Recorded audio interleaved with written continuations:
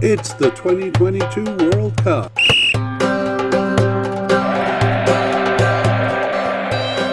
It's the squad update for Japan. Hello and welcome to the International Soccer Preview by Soccerphiles Canada. I'm Kevin. And I'm Connor, and today we are updating Japan's squad for the 2022 World Cup. Right, we've done a podcast on the groups, which took a close look at Japan's team, as well as a player media cast, which went through each of the candidates for making the final squad. We made short versions of each of those, and we ended the player media cast with a prediction of the starters. This media cast is an addendum to that.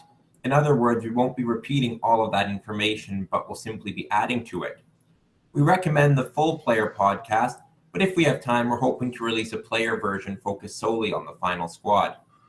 Right. Well, the final squad has been released for Japan, and for most of the teams, there's a preliminary squad too. In Japan's case, it was just the final squad. And today we'll find out just how accurate we were in our predictions. So we're going to list the names of the candidates that we consider definite, likely, and possible. And then we're going to announce who made the preliminary, or in Japan's case, just the final squad here.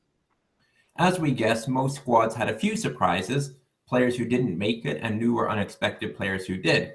So we'll go over those players and summarize them again at the end.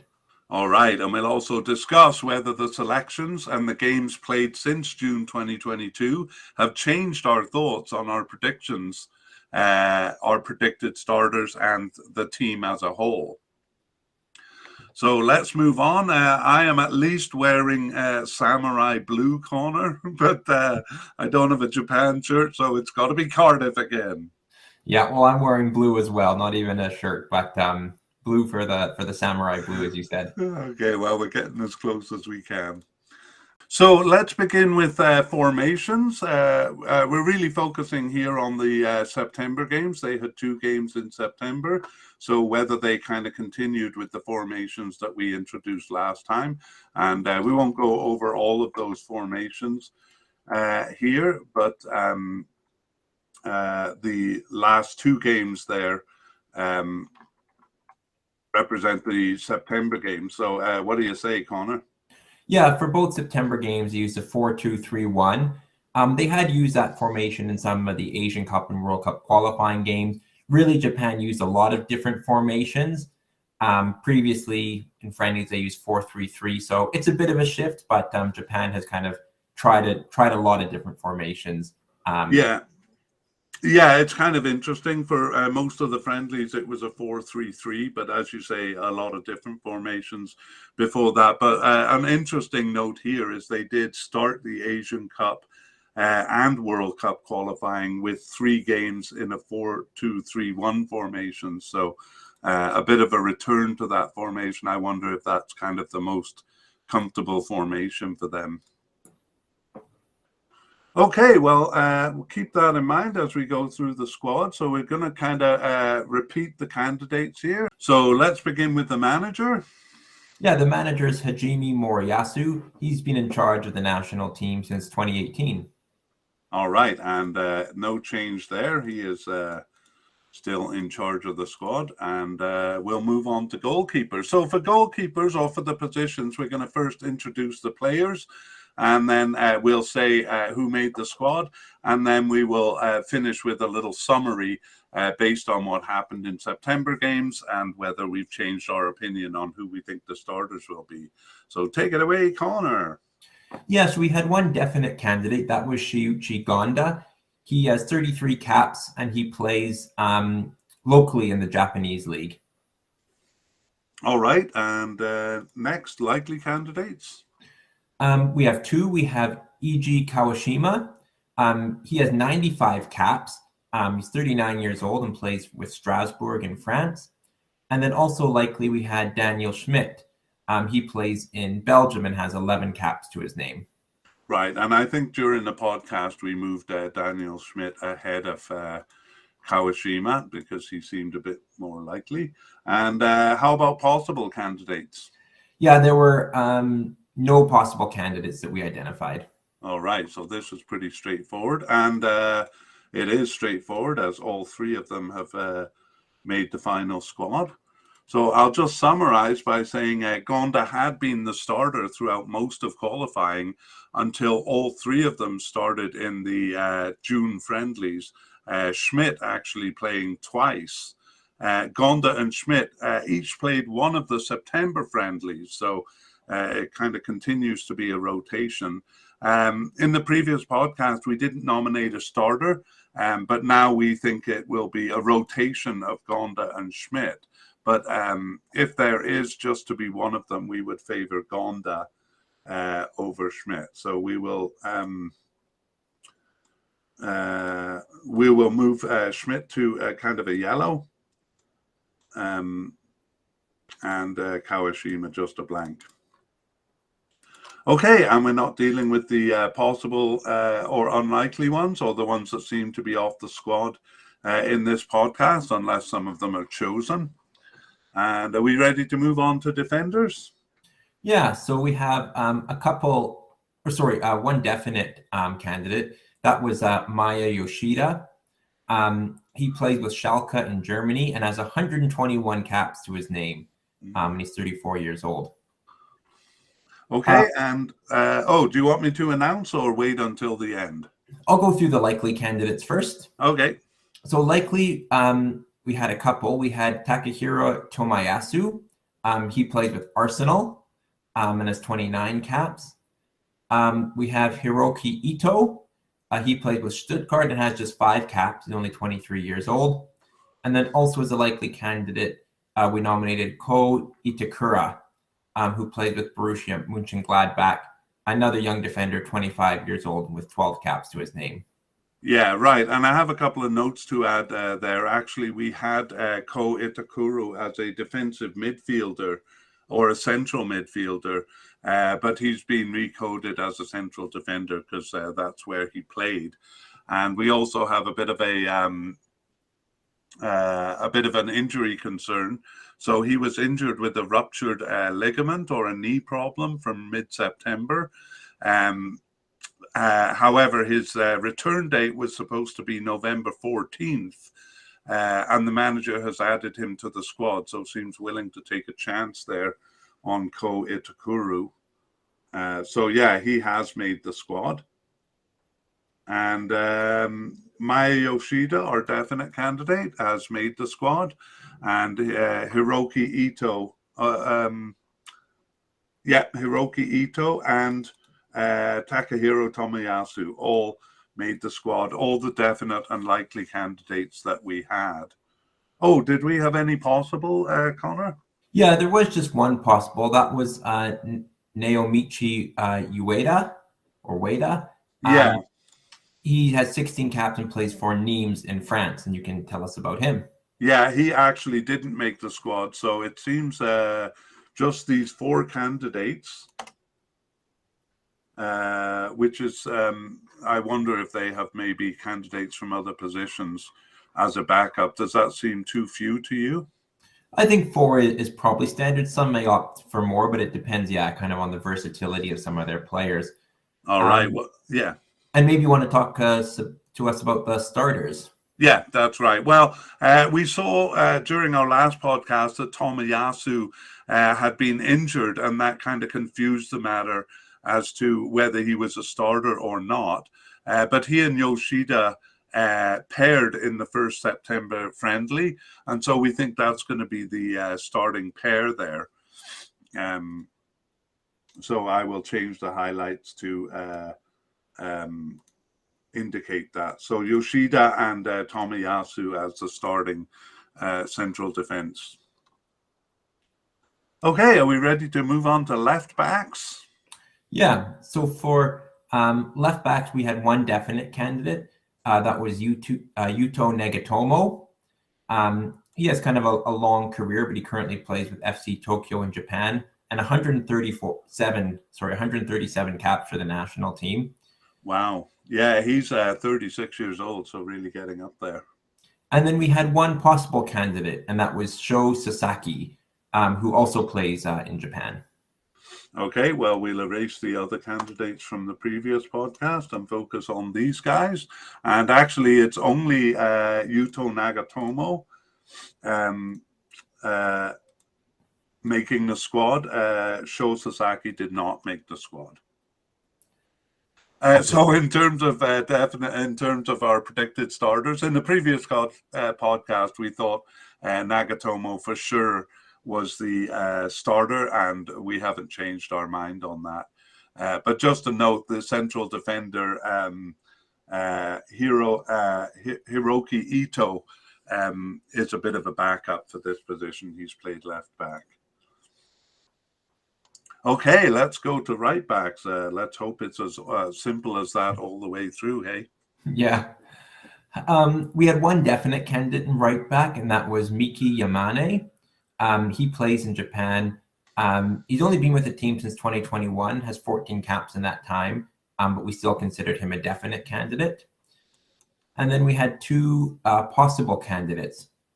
That was Hiroki Sakai, and who plays with Urawa Red Diamonds in Japan. He has 71 caps, so quite experienced. And then we also identified Sei Moroya, who plays with Hanover. Those are our two possible candidates. Right. And in terms of who made the squad, we have Miki Yamane making the squad and Hiroki Sakai also making the squad. But Sei Moroya did not make the squad in this case. All right. So who do you see as a starter? Well, Sakai had dominated the position, but he and Yamane started alternating towards the end. In the September friendlies, each of them played one. So I think we'd have to call a rotation here. And at this point, if there is to be one of the starters, we can't identify which one has the edge. So we're going to just mark them in yellow to indicate either a rotating start, which is what we think here, or a sometimes starter. Okay, that's it for right backs, and we move on to the midfield and defensive midfielders. Let's look at the candidates. Yeah, we had 4 definite candidates to make the squad, so I guess we'll see how many of them made it. Mm-hmm. The first is Wataru Endo. He's a Stuttgart defender. He's 29 years old and has 43 caps. Next, we have Hiremasa Morita. He played with Sporting Lisbon in Portugal. 16 caps to his name. We also have Ao Tanaka. He plays in Germany as well with Fortuna Dusseldorf. A young defender as well, just 24 years old. And then finally, we have Shogo Taniguchi. He plays in Japan. He's a 30-year-old with 13 caps to his name. Right. So there we had those 4 definite candidates. And beyond that, we only had 2 candidates who seemed to be off the squad. And neither of those made it. Just before I announce who made it, I should say for Ao Tanaka, he was listed as injured from early November with an unknown return date. So this seems to have happened after the squad was announced. But he wasn't, if it was before, he wasn't pulled off the squad. As we'll see, one player later was pulled off the squad due to injury. So I wonder if it means there's a possibility of his recovery, or that the injury happened late and we're awaiting for news on that one. But long story short, or short story short here, all 4 of those candidates have made the squad. So I'll just summarize the situation here. It's actually a bit of a complicated situation, not least of all because of the changing formations, which sometimes had one kind of central or defensive midfielder and sometimes 2 in the formation. So we boiled it down in the previous podcast to be Endo and Shibasaki as the starting pair, and usually just Endo if it was a formation with just one defensive midfielder. So they are bringing not only 4 defensive midfielders, but 2 central midfielders here which we'll introduce shortly. So it might get a bit complicated. The September friendlies use 2 separate pairings. Well, hang on. Why don't we go to introduce the central defenders, and then I'll finish the discussion after that. Sure, central midfielders. Central midfielders. Yeah. So we identified really 2 likely candidates. We had 3, but Ko Itakura, we moved to a central defender. But in terms of our central midfielders, we didn't have any definite, but we had 2 likelies.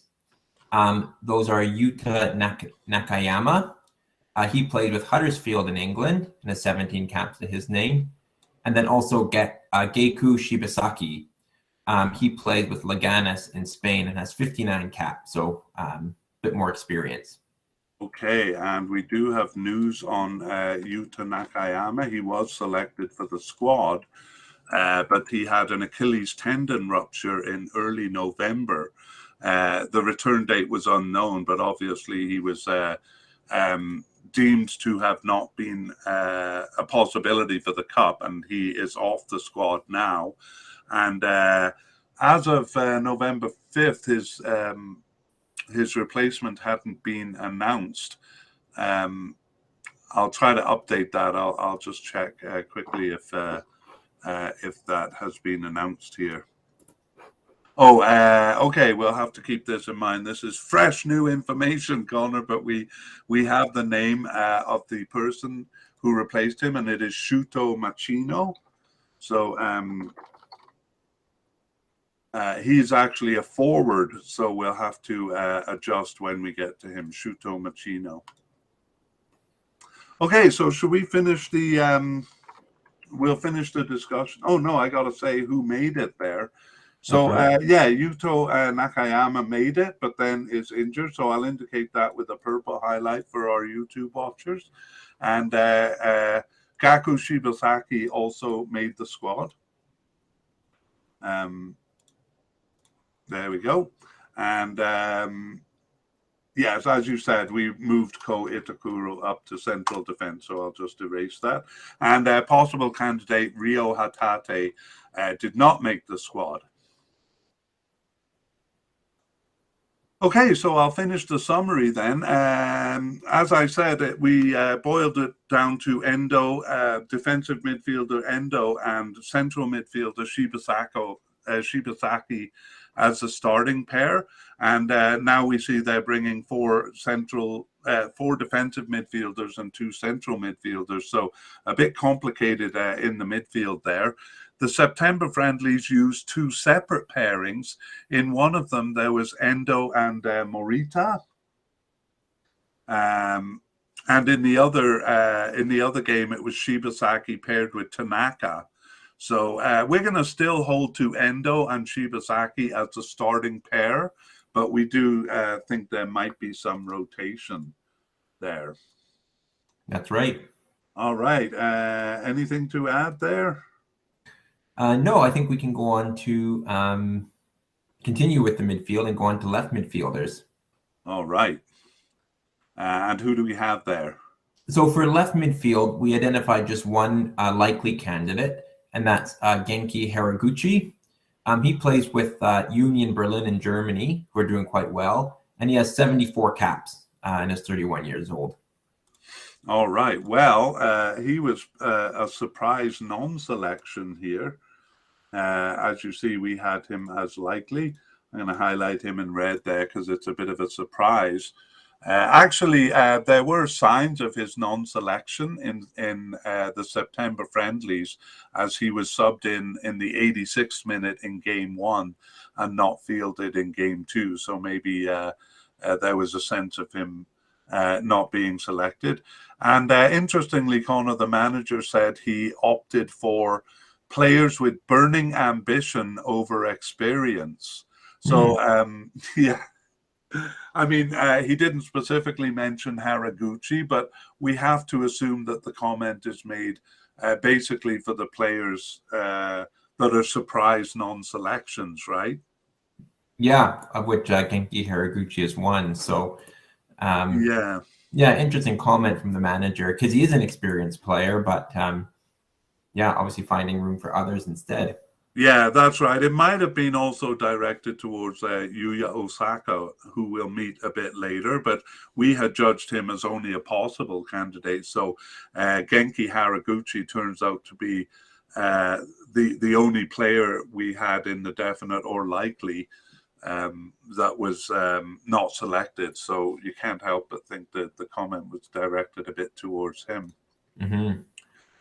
And then, as far as the position goes, they switched. So I wonder if this was part of the reason they switched from a 4-3-3, which has a left midfielder, to a 4-2-3-1, which doesn't have a kind of a left defensive midfielder, but a left attacking midfielder, which we've been treating as a different position. But maybe the 4-2-3-1 is partly because they're not going with Genki Haraguchi, who is the one player kind of suited for that position. Yeah. All right, let's move over to the right side of the field and talk about right midfielders. Yeah, so we had one definite candidate. That was Junya Ito. He plays in France and has 38 caps to his name. And then we also had Dazen Maeda. He played with Celtic in Scotland. He's 25 years old and just 8 caps to his name so far. Okay, well, in terms of who made it, we have Junya Ito making the squad, and actually Dazen Maeda also made the squad. So both of them there. But kind of like on the left side of the midfielder, they hadn't used it that much, and we don't think they're going to use it here. In fact, Junya Ito was more of an attacking right-sided midfielder, maybe a right winger, attacking midfielder, or even a right forward. And so we think Ito and Maeda will both kind of be more on the attacking side of the midfield. So maybe we should have. I think for other teams, we actually created a new position like right attacking midfielder, but for these ones we didn't. But we do have left wingers next. So who do we have for left wingers? We had identified one definite candidate. That was Takumi Minamino, but we're actually going to move him to attacking midfield during this media cast. So we'll talk about him in a little bit. However, I will talk about Kaoru Mitoma, sorry. He plays with Brighton and has just 9 caps, but 5 goals so far for Japan. Okay, and I actually have a new player to introduce here, a bit of a surprise inclusion, and his name is Yuki Soma. So do you want to tell us a little bit about Yuki Soma, since we haven't met him yet? Sure. So Yuki Soma, he plays in Japan with Nagoya Grampus, where he's been since 2018. He's just 25 years old, but he does have 7 caps and 3 goals to his name so far. Right. However, those caps had been in 2019 and also with the East Asian Football Championship in 2022. Okay, great. Yeah. So it looks like he performed well in that East Asian Football Championship, so seems to have been drawn from there. I have a note that he's actually on loan to Kashima Antlers since 2019. That seems to be a long time on loan. Are you able to check into that? Yeah, for sure. Okay, we'll come back to that while I summarize kind of the position of left winger. So we had actually moved Takumi Minamoto here to left wing because he had primarily played left wing during this period. But in the September friendlies, he kind of moved back to the central attacking midfielder role. So that's why we've moved him there. And meanwhile, in the 4-2-3-1, Mitoma played the position in game 1, and actually right winger Kubo, who we'll meet right away here, played it in game 2. I think Mitoma is kind of moving into the position. So we suspect that they'll continue with that 4-2-3-1 formation, and that Mitoma, who's been doing well in his club play for Brighton, will start. And this is the only revision really we're making to our starting lineup. The only change based on the new evidence we have. So we're looking at Mitoma as a starter for this, but Yuki Soma will be probably a bench player there. All right. And just for the graphic, maybe you want to highlight Matoma in green there. Oh, yes, thank you. And did we find out whether he's with Kashima Antlers? Or, yeah, that loan was just in 2019, so he is playing with Nagoya Grampus. Okay, great. Yeah, I thought that was a little odd. Okay, that is left wingers. Let's move over to the right side and see what's happening over there. Yeah, here we had just one likely candidate, and that was Takefusa Kubo. He was actually with Real Madrid for a while, now with Real Sociedad in Spain. He has 19 caps and is just 18 years old. Oh, wow. Okay, well, he is selected for the squad. However, he is listed as having a shoulder injury in early November with an unknown return date.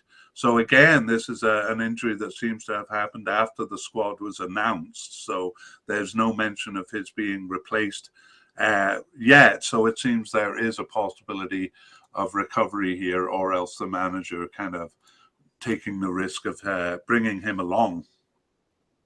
In terms of the position itself, it's the right midfielder, Ito, who we met earlier, Junya Ito, who played right attacking midfielder in the first of the September friendlies, and the attacking midfielder Doan, who we'll meet soon, in the second, Ritsu Doan. So we're going to hold to Junya Ito as the starter here.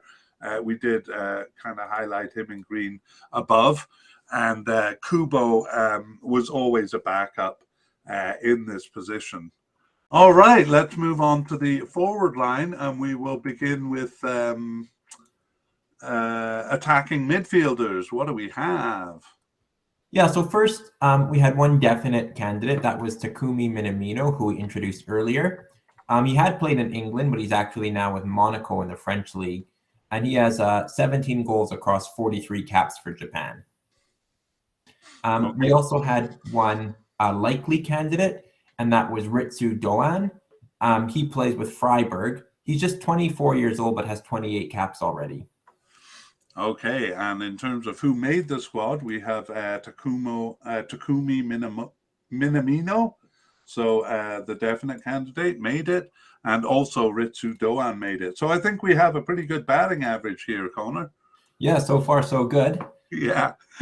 Okay, well, Doan tends to play on the right side as a right attacking midfielder and a right forward, and a bit of rotation there with Junya Ito, but we see him as kind of a backup rather than a starter.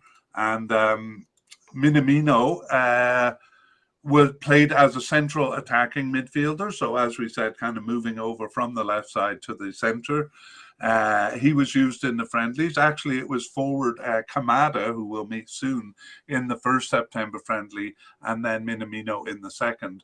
But no matter what the formation is, we stick with Minamino as a starter on the squad, and we'll talk about Kamada a little bit later.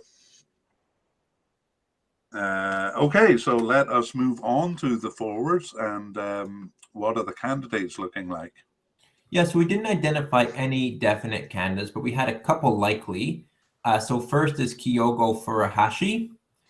He plays with Celtic in Scotland and has 16 caps so far. And we also identified as likely Daichi Kamada. He plays in Germany with Frankfurt and has 21 caps. In terms of possible candidates, was there anything you want to say, or should I move on? No, sorry, go ahead. So we had Takuma Asano. He plays in Germany, as many do, with Bochum. He has 36 caps, and he's been with the team since 2015, so he was considered possible. We had Yuya Osako. He plays in Japan with Vissel Kobe and has 57 caps and a good goal scoring record too, with 24 goals. And then we had Ayase Ueda, who plays in Belgium with Cercle Bruges. He's 24 and has just 10 caps. All right, and I have one candidate to add here, a new candidate, and that is, I'll put it right here and erase the players who didn't make it there. Shuto Machino. So we mentioned him a bit earlier in the podcast as the player coming in. Well, I wouldn't say to replace Yuta Nakayama because they're completely different positions, but in terms of personnel, kind of coming in as the extra player. So he has been with Japan since 2022. Get this, 4 caps, but 3 goals. Wow, good return. Yeah, for the 23-year-old who plays in Japan with Shonan Bellmare. And he also, like the other new player, was in the East Asian Football Championship in the summer of 2022. He didn't start any of their games in September. So those 4 caps and 3 goals are actually in that East Asian Championship. But he was subbed into a game in one of the September 2022 games. So kind of working his way into the squad there. I've highlighted him in yellow here to show that he's a replacement. But we have a bit of news here. Kyogo Furuhashi was actually not selected for the squad, so kind of the second surprise non-selection there. I had mentioned there was just the one player who was not selected that was in our definite or likely categories, but that was my mistake. It was Genki Haraguchi and Kyogo Furuhashi, who we had as a likely candidate. And so perhaps that comment by the coach about lacking desire maybe also applied to him. Some people viewed Yuya Osaka as a likely candidate. Judging by the articles I read, there seemed to be a bit of surprise. But we weren't surprised because we only had him as a possible candidate. So the people who made the squad, the players who made the squad are Daiichi Kamada and Takuma Asano, but I have a bit of injury information on him. And the possible candidate, Ayase Ueda, so one of the few kind of candidates we had at the possible level to make the squad. And then Shuto Machino as a replacement, so I'll leave him in yellow for the time being until we talk about starters. Takuma Asano was injured with a ruptured ligament or knee problem from mid-September with an unknown return date, and it looked like he was unlikely to make the cup, but he has been named to the squad. So again, the manager may be hoping he'll recover, or maybe he has recovered. I'm not really sure.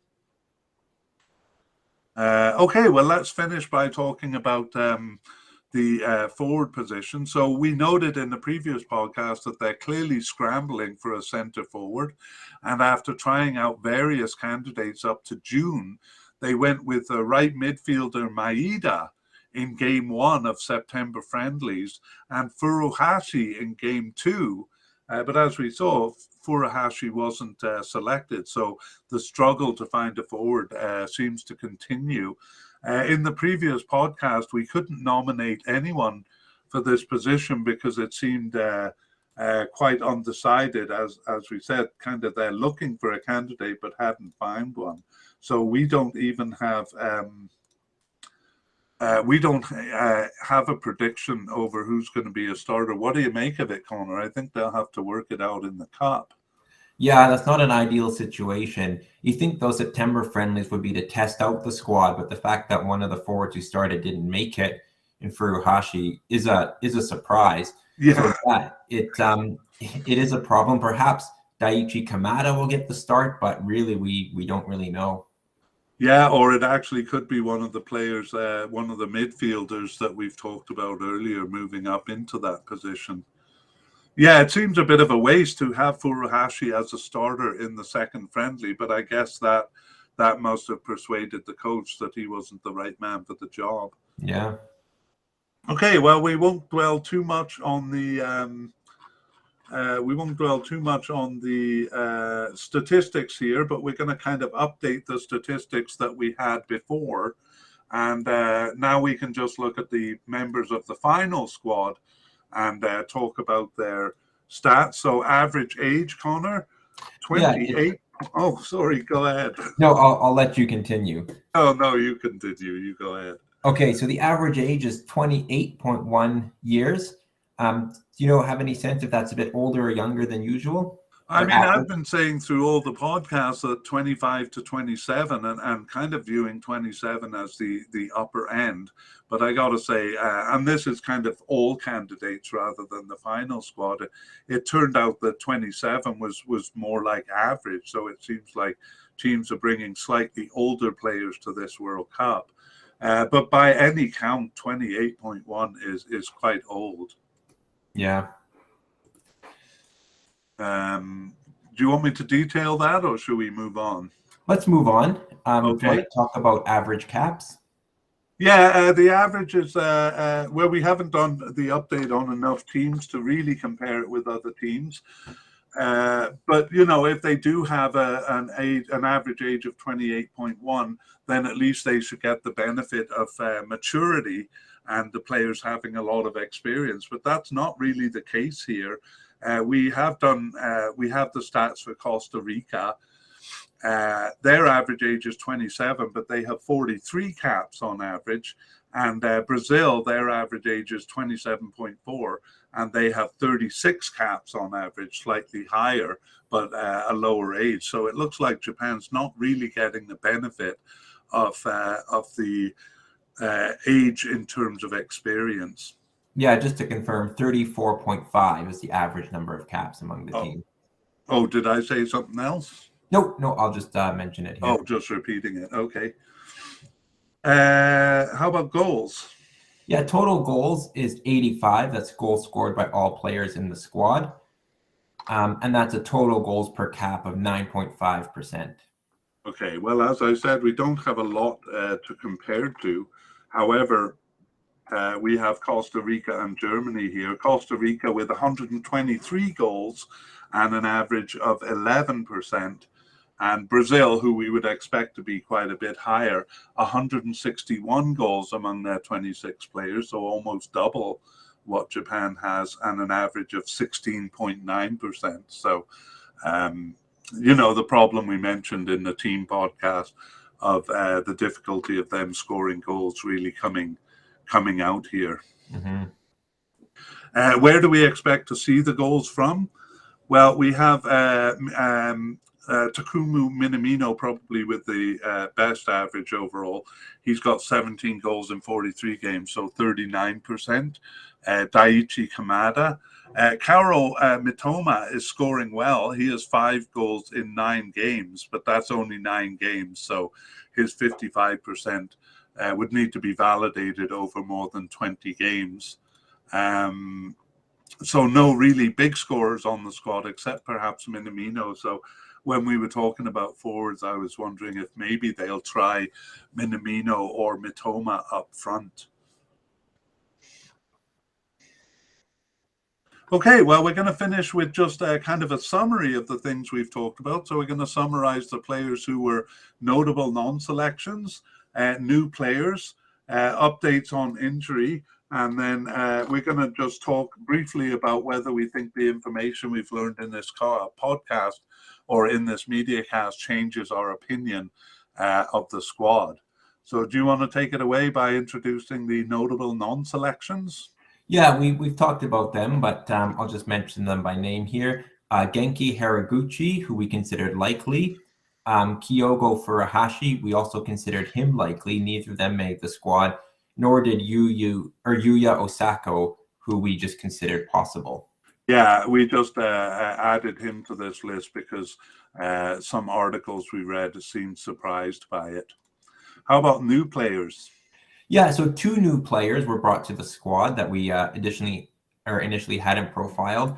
That was forward Shuto Machino and left winger Yuki Soma. Right, both of those coming out of what seemed to be good performances in the East Asian Football Championship. And finally, maybe if you introduce the name of the injury concerns, and then I'll just give a quick note on where it's at. Yeah, so we had Ko Itakura. He had a ligament knee problem for mid-September. Right.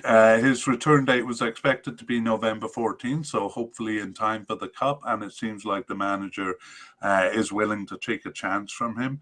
If you recall during the podcast, we've actually moved him from a central midfielder to a central defender. Yeah, next we have Takuma Asano. He also had a knee/ligament problem from mid-September. Yeah, and actually his return date remains unknown, but once again, the manager seems to be willing to take a chance on him, unless between now and the World Cup, they kind of announce a replacement for these players. Yeah, next we have Yuta Nakayama. He had ruptured his Achilles tendon in early November. Yeah, do you want to talk about him? His return date was unknown, but obviously he, unlike the others, has been deemed to not be a possibility for the Cup, so he was replaced. Yeah. We have Ao Tanaka. He was injured with a tear in a joint capsule from early November, so that seems like he may or may not be recovered, or possibly not if it sounds serious. But yeah, you can tell us about him. Yeah, it does sound pretty serious to me. How about you? Yeah, I'm not sure that's something you recover for in a matter of weeks.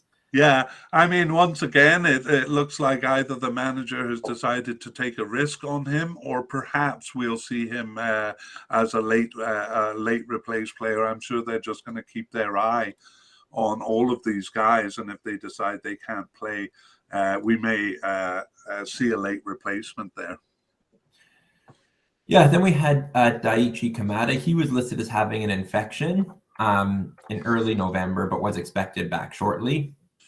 Yeah, I think he's off the list now, so that was a minor concern. And then we have Takafusa Kubo. He had a shoulder injury from early November as well, with no kind of definite return date. Yeah, and like all the others, the manager taking a chance on him, and it seems like there is a possibility of recovery, but if not, he'll be a late replacement. Yeah, and I think that's all the players that we had mentioned. Okay, well, that brings us to close to the end of the podcast, but we're going to finish with a quick discussion on whether any of this kind of changes your view on Japan's chances, Connor. Well, overall, I think we did pretty well on our predictions. Just a couple new players, a couple surprises, but really not that many. Most of our definite and likely candidates were there. I think one thing that the September game show is that they're undecided on a forward, and that still seems to be a problem. Yeah, we won't repeat our whole discussion. I think we kind of gave them an outside chance of overcoming Germany and Spain in their group.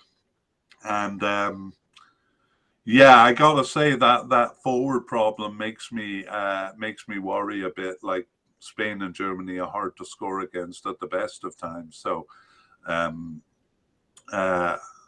if I did give them much of a chance to squeeze into second, I think I'd be downgrading it a little bit. How about you?